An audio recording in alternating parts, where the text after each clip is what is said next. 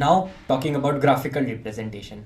Now, this is the only topic that I guess you must not have studied during a school time. Apart from that, each and everything has been covered. So talking about graph, the graph of a quadratic equation is a parabola. Now, how does a parabola look like? It is generally of this format or generally this format. So how do we generally represent the parabola of any quadratic equation? Let's say I have a quadratic equation, ax square plus bx plus c is equals to 0. Now how am I going to represent the graph of this parabola? It is going to be represented in this format. Now if I remove the x and y axis for the time being, just so that you can understand what exactly are the vertex and other things. Now parabola, generally for a quadratic equation, this type of parabolas do not occur. Only this is the type of parabola that is occurring, because we are saying y is equals to ax square plus bx plus c. That means we are considering the square power of x, not y. Had this been the other way around, let's say if we would have x is equals to ay square plus by plus c, then the graph would have been in this format. So again, this type of graph is not in your syllabus for quadratic equation.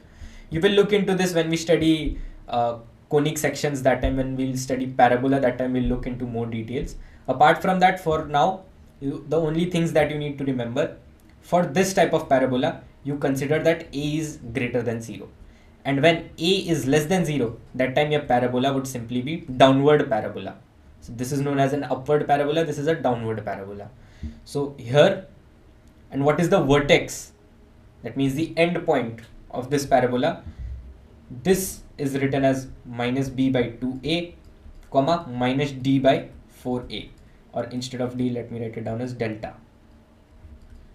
So keep this thing in mind, minus b by 2a, comma, minus d or delta by 4a. What is your delta here? Your delta is the discriminant, and b and a are of course the coefficients of x square and x in the equation. Now you must understand your visualization and logic in this entire thing. Let's say in your x and y axis you plot the graph, and minus b by 2a comes here and minus d by 4a comes here. That means this distance here, this is here minus b by 2a. So keep this thing in mind. Actually the distance, actually this is going to be a modulus sign. So this modulus is basically the distance. And when we talk about minus d by 4a, this distance here is minus delta by 4a. Modulus. So of course distance is represented in a positive sign, it cannot be negative. You cannot have minus 30 centimeters. So that is why we add a modulus there as well.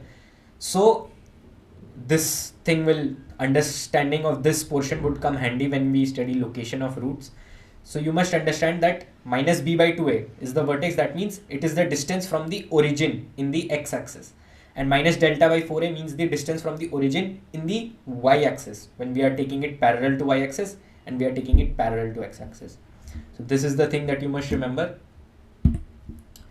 Again, the same things repeated. The shape and direction of parabola depends on the coefficient a. If a is greater than 0, we have a parabola upwards, otherwise we have a downward parabola. And you must also remember the vertex of the graph. The vertex is minus b by 2a and minus delta by 4a. Now when we talk about discriminant, if let's say my discriminant is greater than 0, that time what we used to say that I have real and distinct roots. This means that my parabola would be intersecting my x-axis at two different points. That means if my d is greater than 0, then my parabola would be intersecting the x-axis at two different points. Now it can be either on the left side of y-axis, right side of y-axis, or in the between as well. The parabola can be in this format as well. It is still intersecting the x-axis at 2 points. The only thing that you need to remember is it intersects the x-axis at 2 points. Now let's say if my d is equals to 0, I have one real root. I say it is two real and equal roots, but in general it is just one root, right? The number is same. That means the parabola is just touching the x-axis. That means my parabola would be touching the x-axis, just touching. That means the vertex is basically touching the x-axis. And when d is less than 0, that time we have complex roots, means no real roots. That means my parabola would never intersect the x-axis. It is either going to be up or it is either going to be down based on the value of a. So keep this in mind as well.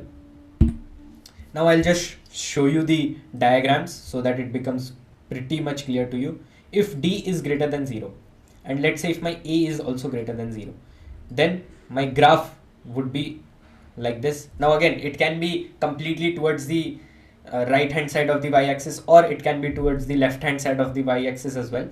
For the timing, I'm taking this. And if a is less than 0, then it would be in this format. My x-axis should be cut in 2 points, and this points here, this would be my alpha and beta. So this point here, this would be alpha comma 0, this would become beta comma 0. Now again, the position would of course depend on the roots. So if let's say alpha and beta both are positive, that means my graph would be completely towards the right hand side of y-axis. So keep this thing in mind. Now let's say if I have d is equals to 0, again for a greater than 0, what would happen? My graph would just be touching the x-axis. So let's say if this is my x-axis, it is just going to touch it at a point.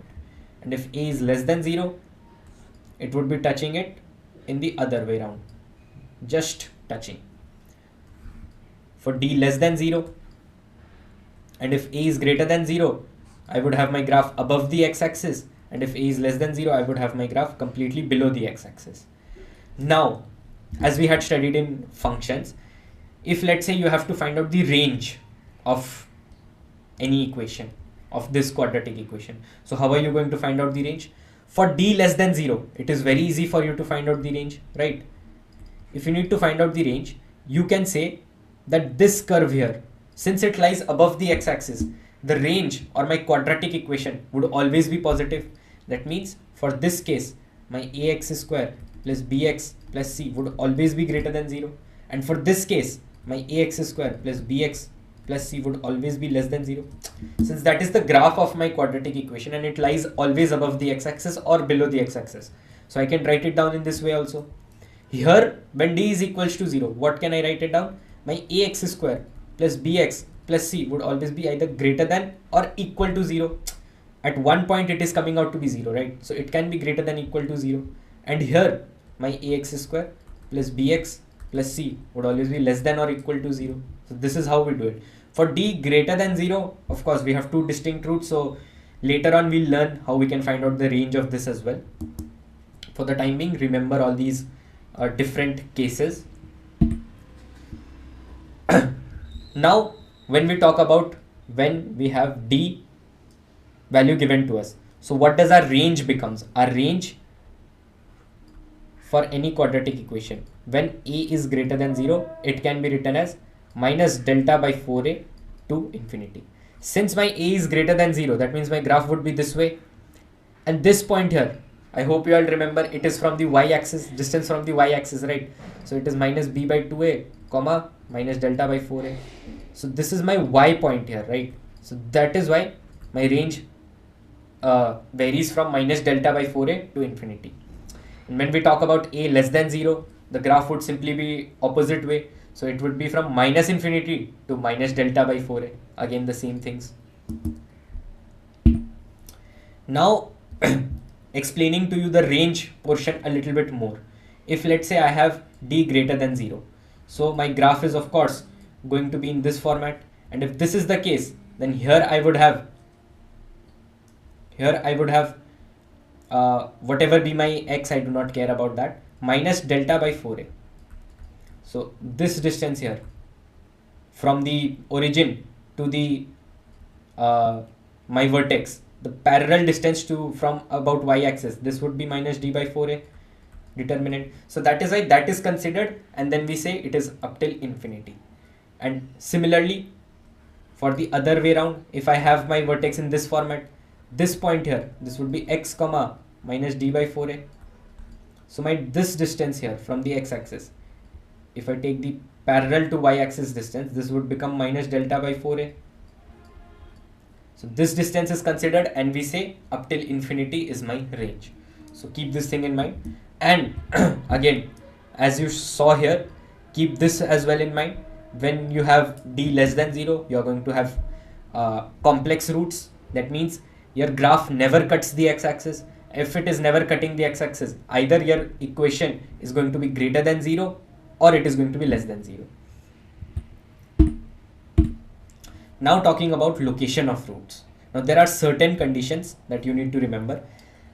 First of all, let's say if you've plotted a graph, or you know the equation of your quadratic equation, and they give you in the question, they give you a certain number, let's say k. I'm assuming this k to be a constant, and they give you a k constant and they ask where would this k lie?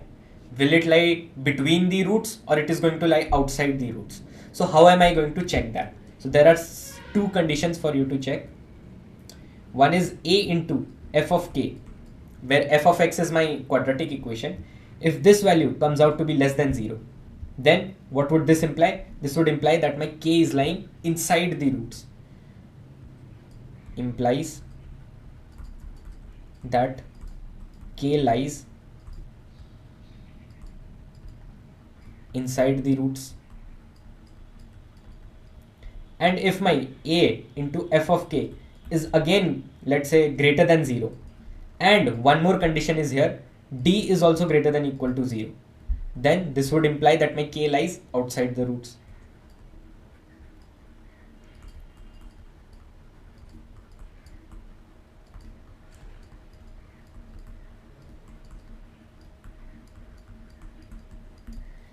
So these are two conditions that you need to remember for you to find out whether your k is lying between the roots or outside the roots. Now what do I mean by between the roots? That means, let's say if this is my graph, this is my x-axis, that means if I'm saying it is lying inside the roots, my k would be somewhere here. If I'm saying outside the roots, that means it can be here or here. Now these conditions are generally considered to be vague. You do not need to remember these conditions. What you can simply do is, the other way of finding out the location of any number that has been given to you is using the logic or the graphical method. Let's say if I am able to plot my graph somewhat in this manner. I know my vertex minus b by 4a. What I'll do is, I'll check minus b by 2a minus delta by 4a. I'll check whether my k is greater than minus b by 2a and or it is less. So based on that, I would be able to identify whether my k is lying on the left hand side of minus b by 2a or on the right hand side. If I'm able to identify that, then I'll check for the roots. My roots is going to be alpha comma 0, other root is going to be beta comma 0. Then I'll check for the roots if it lies outside or inside. So this way also you can find out your k. Another way is, let's say I have a graph in this way. I have a k point here. If I put the value of k in my equation, what is it going to come out to be? Somewhere here it is going to intersect the graph, right? So if it intersects the graph here, my y value would come out to be negative. That means for a parabola which is downward, if k comes out to be negative, that means my k is lying outside. If my k is inside, then from here what I can see, my y value is coming out to be positive. So from there I can do it. So that is why these conditions are applied, a into f of k. Now again, simply I would recommend that you use the logic method, you find out the graph, and then based on the graph you find out the location of k. That would be the best solution. Let us solve this question to clear all your doubts about location that you have. Find the value of k such that x square this is equals to 0. So we've given an equation with an unknown variable which is k. Now what is the first condition they've given us? First condition is that x is equals to 2 lying inside the roots. So that means this equation has one of the roots as x is equals to 2. Sorry, this equation would have certain roots. Let's say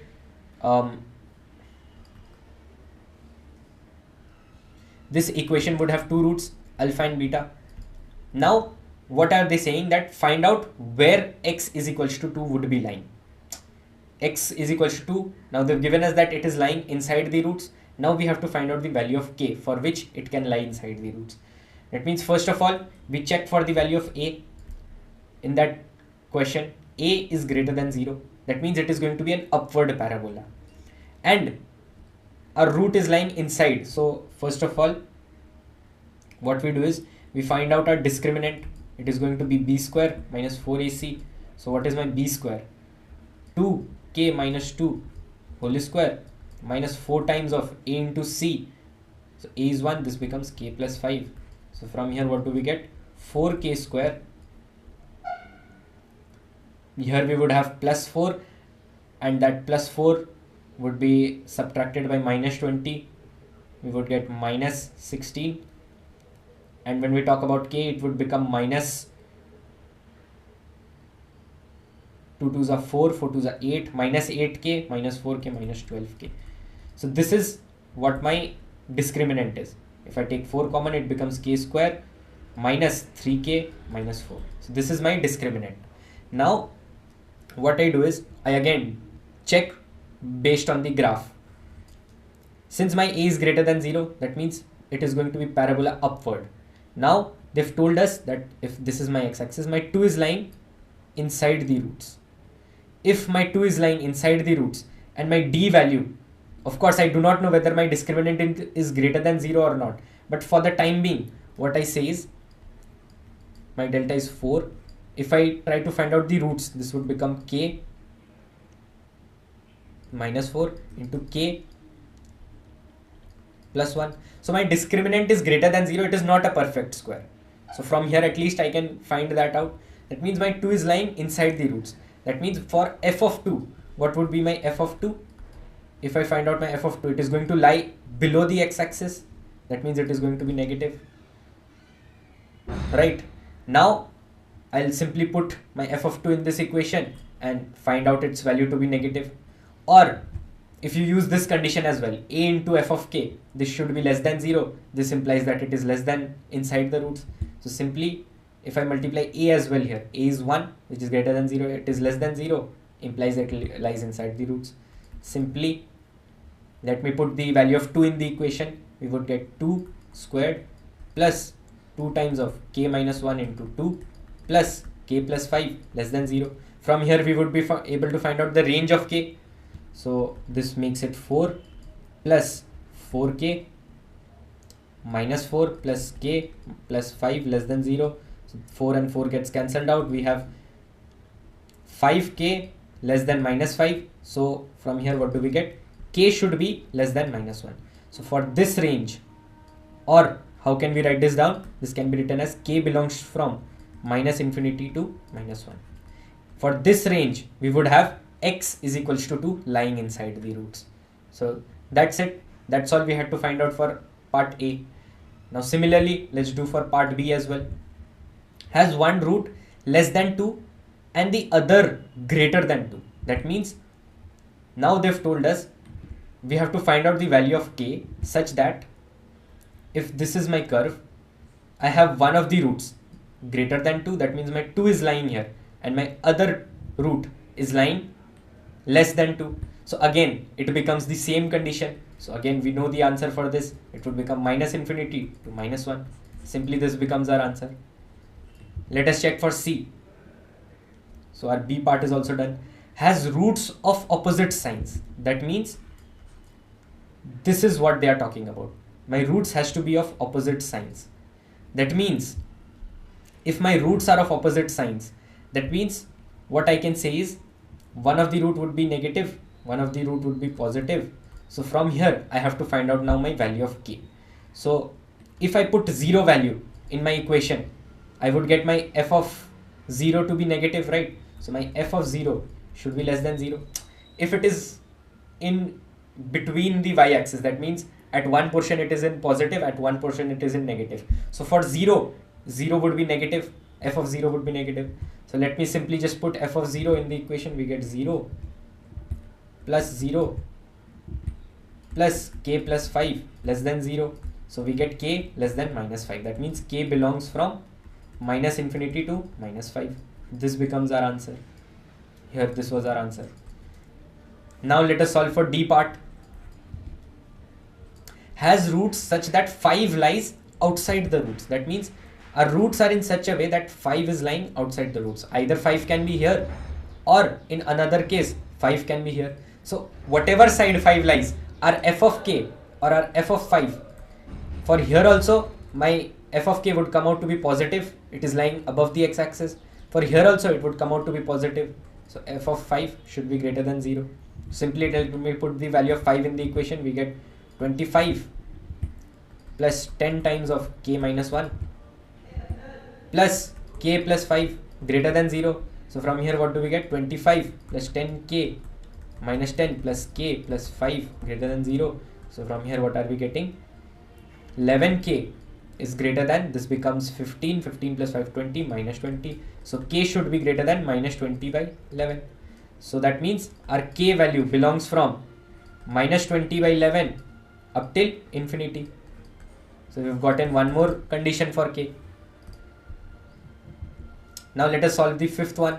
Has both roots greater than 5. That means if, let's say, this is my curve, this is my x-axis, both roots are greater than 5. That means my 5 would be lying somewhere here.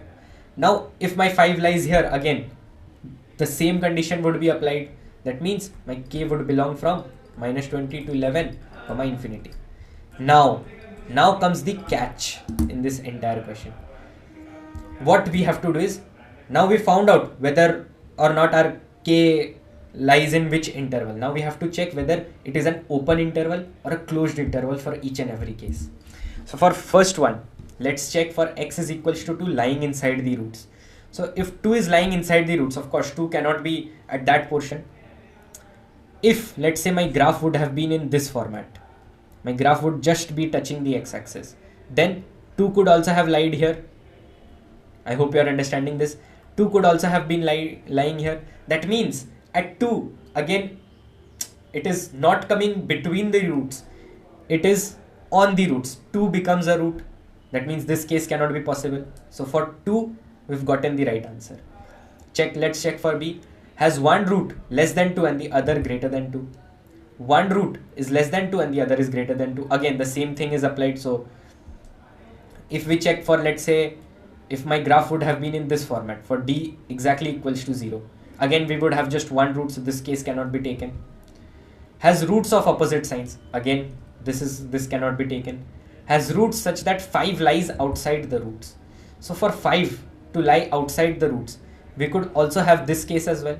Let's say if my graph is just touching the x-axis, I can have 5 here, I can have 5 here as well. So again, an equality can also come here. That means my root can also be equal. But still, if we look at the condition for 5, it cannot be at this point only. It has to lie outside the roots. So this case is also cancelled out. Now let's check for, has both roots greater than 5. If both roots are greater than 5, it is not saying that it is equal to 5. So 5 would lie here. Now what is the case that we can take here? The other case can be, let's say 5 is here, my graph becomes this way. Then what can we do? Then I can say my f of 5 should be greater than or equal to 0. If I'm saying this is equal to 0, that means my 5 also should lie here. Again, this case gets cancelled out. So I hope you are understanding how we are generating these cases.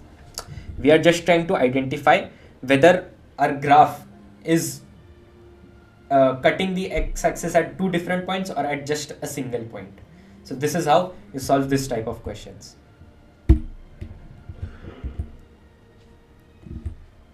So that was all about the theory portion of this chapter. As I said, this is a very short and easy chapter, so more or less it's done.